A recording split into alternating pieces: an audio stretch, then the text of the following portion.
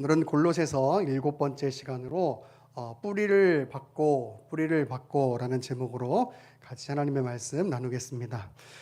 바울은 골로새 교회 성도들에게 그들이 받은 그 복음에 굳게 서 있을 것을 계속해서 권면하고 있는데, 특별히 오늘 본문을 보면은 그 권면이 그들을 유혹하는, 그들을 넘어지게 만드는 철학과 헛된 속임수가 계속해서 골로새 교회 성도들에게 있었기 때문이다라고 밝혀주고 있습니다.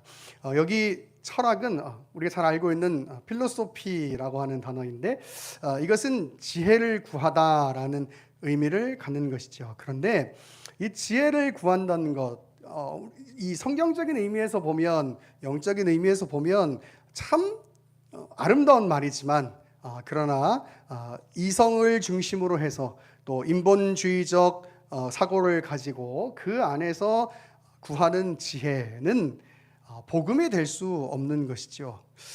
그래서 오늘 이 철학과 헛된 속임수라고 하는 것은 우리가 같은 맥락으로 이해를 해야 하는데, 즉 철학이 헛된 속임수라고 지금 말하고 있는 것이죠. 이 헛된 속임수라고 하는 것은 유혹 혹은 사기라고 하는 의미를 갖고 있는 것인데, 즉 자신의 어떤 이기적인 마음과 사욕을 위해서 타인을 속이는 것, 그것을 이 속임수, 헛된 속임수라고 이야기하고, 그것을 철학과 동등한 의미에서 이야기를 하고 있다라고 이야기하고 있는 겁니다. 여러분, 여기서 우리가 이 철학이라고 이야기할 때, 이것은 우리가 지금 어떤 공부하는 그 철학 그 자체, 그 공부가 의미 없다라는 이야기를 하는 것이 아니고, 그 인본주의적 사고를 가지면서 결국 복음을 복음답게 이해하지 못하게 만드는 그런 헛된 그 속임수들, 그것을 이제 경계해야 될 것을 이제 바울이 이야기를 하고 있는 것이죠. 뭐 예를 들면 이런 거예요. 그 예수님께서 십자가에 죽으셨는데, 우린 예수님이 십자가에 죽으셨다라는 걸 믿지만, 그러나 어떤 사람들은 진짜 죽은 것이 아니고 기절한 것이다, 가사의 상태였다. 그런데 그거를 알고 있던 그 아리마대 요셉이 예수님을 막 빨리 달라고 해가지고 데리고 와서 무덤에 이렇게 장사한 것처럼 한 다음에 그 다음에 이렇게 예수님을 치료를 해가지고 인도로 빼내서 거기서 또 예수님이 복음을 전하다가 죽었다, 이런 식으로 얘기하는 그런 이상한 어떤 그런 이야기들, 그런 것들이 우리는 믿지 않지만 사람들한테는 가장 이해하기가 쉬운, 납득하기가 쉬운, 합리적이라고 생각하는 그런 어떤 접근으로 이 복음을 흐리게 만드는 거죠. 예를 들면 예수님이 정말 죽었다라고 했다가 정말 부활했다는 것이 사실 이 인간의 이성으로는 여러분 믿어질 수가 없는 얘기잖아요. 그렇기 때문에 예수님이 죽은 것처럼 보였다, 기절했다, 이런 식으로 이야기를 하고 있는 것이죠. 그래서 예수님의 그 죽음을 부인하고 또 예수 그리스도의 죽음을 부인하니까 예수 그리스도의 부활을 부인하는, 예수 그리스도를 믿지 않는, 하나님의 은혜 가운데 없는 사람들이라면 그것은 굉장히 납득될 만한 일이고, 그래? 그러면 그런 일이 일어날 수도 있지라고 생각할 수도 있을 거예요. 그런데 그것은 참된 복음이 아닌 것이죠. 우리 로마서로 한번 성경을 찾아가 볼까요? 로마서 1장 1절부터 보겠습니다. 로마서 1장 1절. 복음에 대해서 이렇게 얘기하고 있는데, 예수 그리스도의 종 바울은 사도로 부르심을 받아 하나님의 복음을 위하여 택정함을 입었으니, 이 복음은 하나님이 선지자들을 통하여 그의 아들에 관하여 성경에 미리 약속하신 것이라. 그의 아들에 관하여 말하면 육신으로는 다윗의 혈통에서 나셨고, 성결의 영으로는 죽은 자들 가운데서 부활하사 능력으로 하나님의 아들로 선포되셨으니 곧 우리 주 예수 그리스도시니라 라고 되어 있어요. 복음을 어떻게 설명하고 있느냐? 4절, 성결의 영으로는 죽은 자들 가운데서 부활하사 능력으로 하나님의 아들로 선포되셨으니 곧 우리 주 예수 그리스도시라. 아멘. 여러분, 이것이 복음이다라고 이야기를 하고 있는 거예요. 여기에 이 예수 그리스도에 관해서 이야기하면서 구약 성경으로부터 쭉 하나님께서 예언되신 말씀하신 그런 그 하나님의 아들인데, 그 하나님의 아들이 죽었다가 그 죽은 자들 가운데서 부활하셨다라고, 그래서 하나님의 진정한 아들로 선포되셨다라고 이야기하는 것. 여러분, 그것이 복음이다라고 이야기를 하고 있는 거예요. 성경이 이렇게 정확하게 이야기하고 있기 때문에 우리는 예수 그리스도의 죽으심과 부활하심을 믿어요. 그런데 자꾸 이 기독교의 진리를 인본주의적인 생각과 인본주의적인 사고로 자꾸 희석해가지고 사람들이 처음에, 여러분 생각해 보세요. 사람이 죽었다가 다시 살아났다는 얘기를 어떻게 믿을 수가 있겠어요? 그러니까 그래, 그렇게 기독교를 선포하지 말고 전하지 말고 그냥 예수님이 죽은 척 했다가 혹은 죽은 것처럼 보였다가 이제 다시 이렇게 치료가 돼가지고 잘 나서 이렇게 다시 살아난 것처럼 이렇게 사람들한테 보인 거야 라고 얘기하는 게 사람들한테는 더 쉬운 얘기잖아요. 그것을 오늘 본문에서 뭐라고 얘기하고 있냐면 바로 철학과 헛된 속임수다라고 이야기를 하고 있는 거예요. 그런데 우리는, 여러분, 이것을 받아들일 수가 없죠. 왜? 우리는 복음이 무엇인지를 알고 있잖아요. 그 복음이 무엇인지를 알고 있다면 이런 이 유혹이나 속임수에 넘어질 리가 없는데, 빠질 리가 없는데, 이 지금 골로새 교회 안에 마치 자기네들이 선지자라고 하면서, 교사라고 하면서, 하나님의 말씀을 받은 자라고 하면서 이런 이야기들을 하고 있으니까 막 골로새 교회가 막 헷갈리고 있는 거예요. 그런 가운데서 이제 바울이 이야기를 하는 거죠. 야, 너희가 예수 그리스도를 그렇게 배웠냐? 아니지 않느냐? 그 예수 그리스도 믿은 그 복음 안에서 바르게 서라. 6절, 그러므로 너희가 그리스도 예수를 주로 받았으니 그 안에서 행하되. 7절, 그 안에 뿌리를 맞고 세움을 받아 교훈을 받은 대로 믿음에 굳게 서서, 할렐루야, 감사함을 넘치게 해라 라고 이야기하는 거예요. 너희가 받은 그 복음대로, 세워진 그 복음대로 그 뿌리를 잘 받고 서서 그 믿음 안에서 굳건하게 서 있어라 라고 이야기를 하는 거죠. 왜? 주변에 자꾸 이상한 이야기들을 하는 그런 이 사람들이 많기 때문인 것이에요. 헛된 속임수, 철학, 이걸 이야기하는 것이죠. 그리고 이제 더 나아가서 초등학문이라고 하는 단어가 나오는데, 오늘 이 초등학문이라는 단어는요, 쉽게 말하면 이런 말이에요. 원어의 그 의미를 그대로 표현하면 첫걸음이란 뜻을 의미하는 건데, 이것은 어떤 복음의 어떤 기초, 무슨 기준, 첫 복음을 받아들이는 아주 좀 1단계 이런 걸 이야기하는 게 아니고, 복음과 반대되는 세상의 학문을 의미하는 데 사용되는 단어가 이 초등학문이라고 하는 단어예요.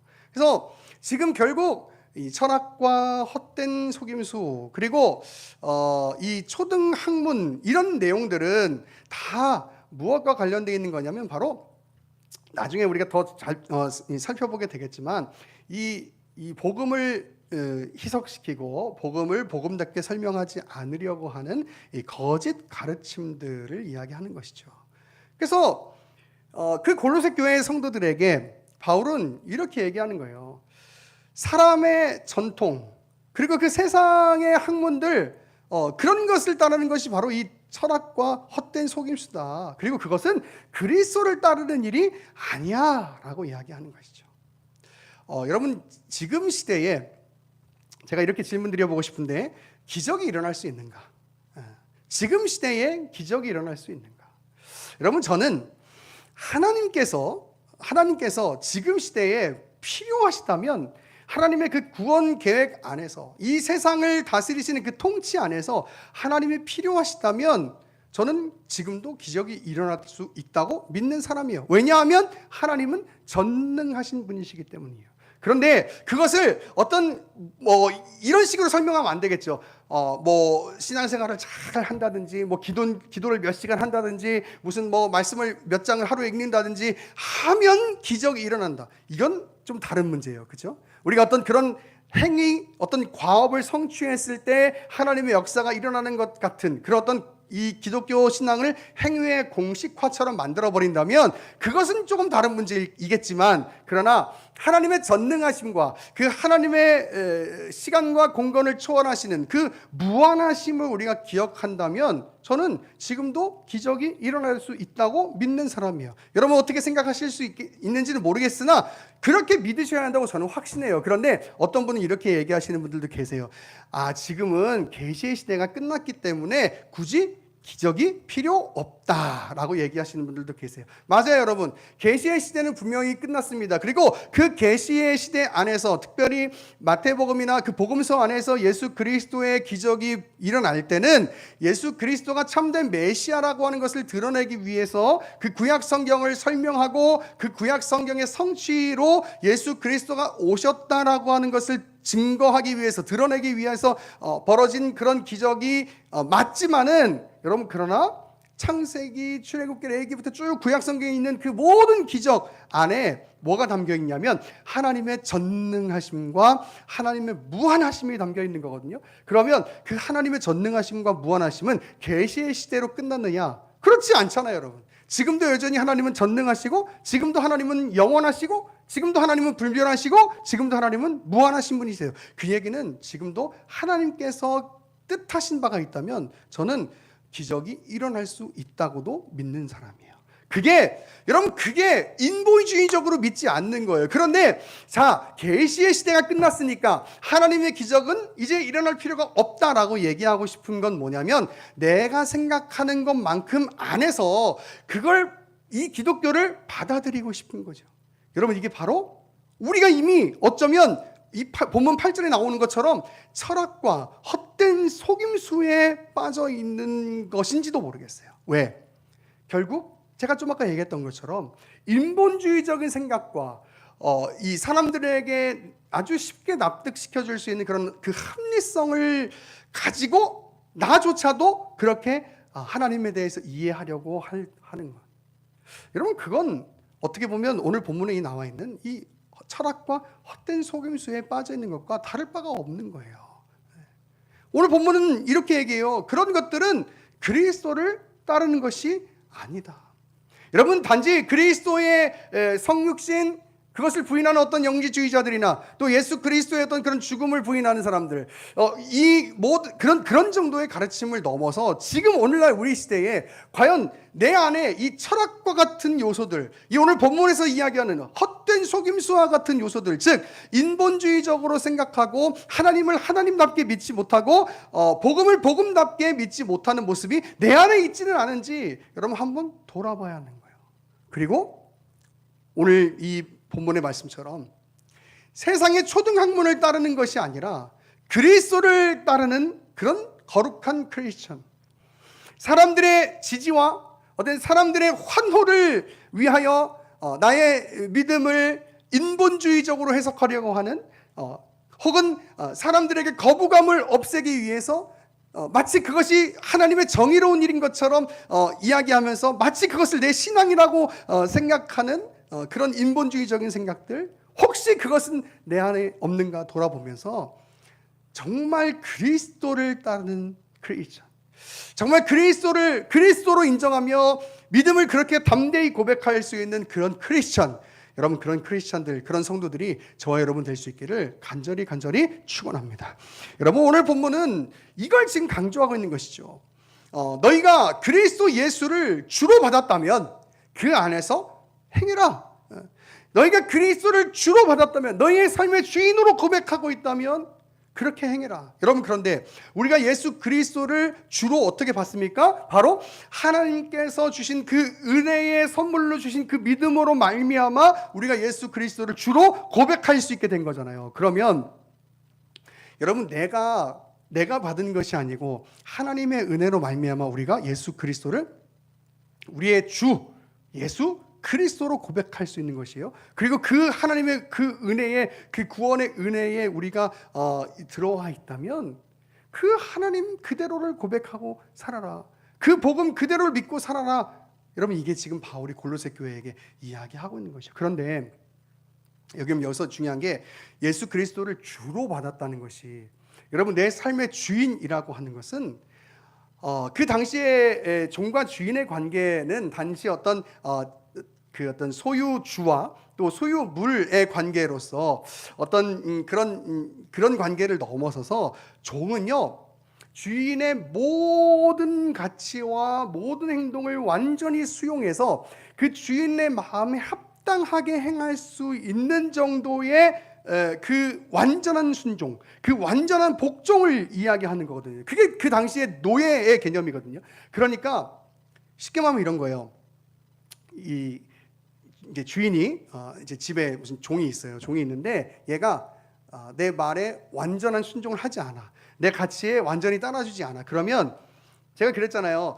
그 당시에 종의 노예에 관한 그 인권은 존재하지도 않았을 뿐더러 이 주인의 소유물처럼 여겨졌기 때문에 그냥 버려도 되는 거거든요.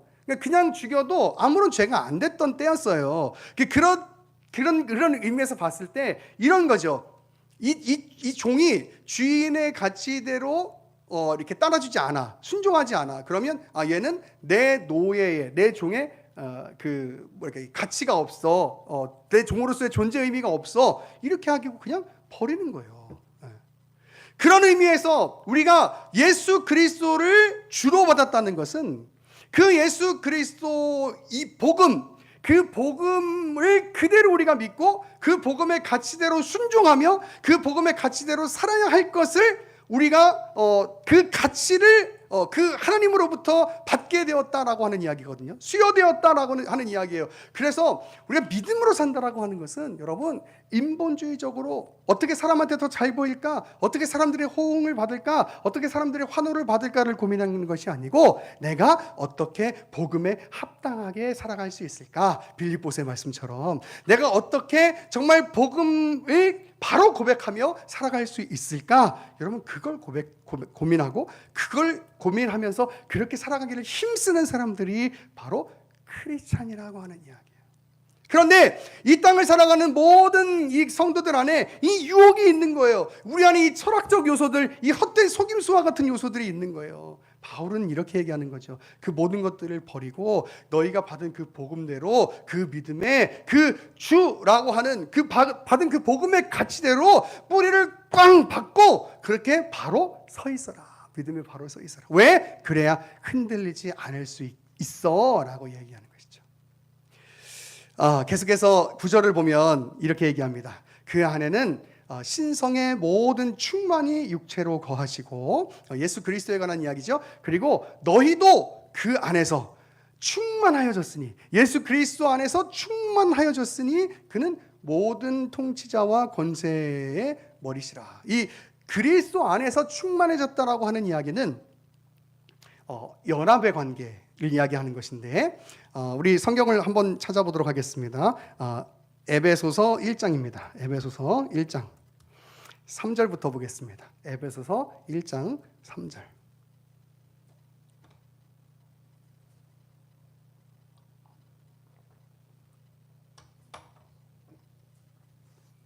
에베소서 1장 3절. 자, 보세요. 찬송하리로다 하나님 우리 주 예수 그리스도의 아버지께서 그리스도 안에서 하늘에 속한 모든 신령한 복을 주시되, 하늘의 신령한 복이 뭐냐? 4절 곧 창세전에 그리스도 안에서 우리를 택하사, 창세전에 우리를 택하신 그 구원의 은혜를 얘기하는 것이죠. 그런데 여기에도 그리스도 안에서라고 돼 있어요. 우리로 사랑 안에서 그 앞에 거룩하고 흠이 없게 하시려고. 자, 그리스도 안에서 우리를 택해서 어떻게 가냐면 그 앞에 거룩하고 흠이 없게 하시려고 라고 돼 있는데, 보세요. 여러분 우리가 연합이라고 생각하면 어떻게 생각하냐면 자꾸 이렇게 생각할 수도 있어요. 그리스도와 우리가 연합되었다는 게 마치 그리스도와 우리가 손을 이렇게 이제 어떤 신체적으로, 예를 들면 쉽게 우리가 이야기에 신체적으로 그냥 설명하면 그리스도와의 어떤 접촉점도 없었는데 하나님의 은혜가 임해가지고 내가 그리스도와 마치 손을 잡고 걸을 수 있는 그런 존재가 되었다. 여러분 연합을 이렇게 생각할 수 있는데, 여러분 그러면 어떻게 되냐면 그리스도는 그리스도로 존재하고 나는 나로 존재하고 다만 손을 붙잡고 있을 뿐이에요. 그 얘기는 무슨 얘기냐면 그 연합의 관계가요 이렇게 되는 거죠. 그리스도는 그리스도로 존재하고 나는 나로 존재하면서 같이 손을 잡고 가는 거니까 그냥 갈 수는 있는 거예요. 그런데 뭐가 없게 되냐면 이 4절 끝에 있는 것처럼 그 앞에 거룩하고 흠이 없게 하시려고 요게 없어진단 말이에요. 그래서 연합이라고 하는 관계는 여러분 그냥 우리가 손잡고 이렇게 이 걸음을 그냥 이렇게 같이 걸을 수 있는 그런 개념을 이야기하고 있는 게 아니고, 오늘 본문에 말씀하고 있는 것처럼, 자, 오늘 본문 다시 10절을 한번 와서 보세요. 오늘 본문 10절에 와서 보면 뭐라고 얘기하고 있냐면, 자, 9절 제가 볼게요. 그 안에는 신성의 모든 충만이 육체로 거하시고 예수 그리스도가 충만으로 육체 안에 하나님이신 그분으로 충만히 거하시는데 너희도 그 안에서 충만하여졌다, 이렇게 해요. 그 얘기는 무슨 얘기냐면 우리가 그리스도와 연합되어져서 완전히 그리스도로 뒤집어 씌워졌다라는 이야기예요. 한마디로 말하면. 그래서 우리가 그리스도로 완전히 뒤집어 씌워졌기 때문에 이 우리 안에 그 죄된 요소들이 다 사라지고 우리가 그리스도로 충만해져 가지고 우리 안에 흠이 없고 거룩한 존재로 하나님 앞에 나아갈 수 있는 존재가 됐다는 얘기예요. 그게 바로 그리스도 안에서의 충만이에요, 여러분. 그리스도 안에서의 충만. 그냥 내가 예수님 손잡고 따라가야지 이게 아니고, 이 연합이라고 하는 개념은요 더 깊은 의미로서 그냥 마치 내가 그리스도에 푹 절여져 있는, 빠져 있는 그런 그 완전히 충만한 상태, 그리스도로 그냥 완전히 젖어 있는 상태. 그래서 내 안에 모든 죄의 책임과 어떤 죄의 본성들이 사라지고 예수 그리스도로 충만해진 상태. 여러분, 그것이 바로 우리가 이야기하는 연합이거든요. 너희가 그런 존재가 되었기 때문에 그 존재답게 살아라, 이렇게 얘기하고 있는 거예요. 여러분, 우리가 잘 알고 있는 말씀이죠. 고린도후서 5장 17절 보면 그래서 이런 말씀이 있어요. 그런즉 누구든지 그리스도 안에 있으면 새로운 피조물이라. 이전 것은 지나갔으니 보라 새 것이 되었도다. 내가 연합해서 손잡고 같이 걸어가는 게 아니고 완전히 새로운 피조물로 거듭나는, 예수 그리스도를 믿음으로 그냥 예수 그리스도로 그냥 확 절여져 가지고 그냥 젖어져 가지고 그냥 충만해진 상태. 그게 바로 새로운 피조물이에요. 여러분, 우리는 성경이 뭐라고 얘기하고 있냐면 새로운 피조물이라고 얘기해요. 그리고 오늘 본문 마지막에 이렇게 얘기합니다. 그는 모든 통치자와 권세의 머리시라. 그 모든 온 우주 만물의 창조주이시며 통치자이신 그 하나님이신 그 예수 그리스도가 너희에게 충만으로 임하셨기 때문에, 그렇기 때문에 너희가 사람들을 두려워하는, 그래서 세상의 헛된 속임수나 철학에 빠지지 않고 오직 복음을 복음답게 이야기하면서 그 복음 안에 뿌리를 잘 받고 그렇게 믿음 안에 서 있어라 라고 이야기하는 게 오늘 말씀의 메시지인 거예요. 여러분, 오늘 우리가 몇 가지 기억할 것들이 있는데 그 중에 하나는 바로 그리스도로 충만한 거예요. 여러분, 같이 가는 게 아니고 예수님이 손잡고 일로와 해서 끌고 가는 게 아니고 우리 존재가 완전히 새로운 피조물이 되었다고 이야기하고 있어요. 그리스도로 충만해졌다. 그렇기 때문에 우리에게 죄책이 존재할 수 없으며, 그렇기 때문에 우리에게 흠이 존재하지 않고 하나님 아버지께 나아갈 수 있는 그 담력을 얻는 것이죠.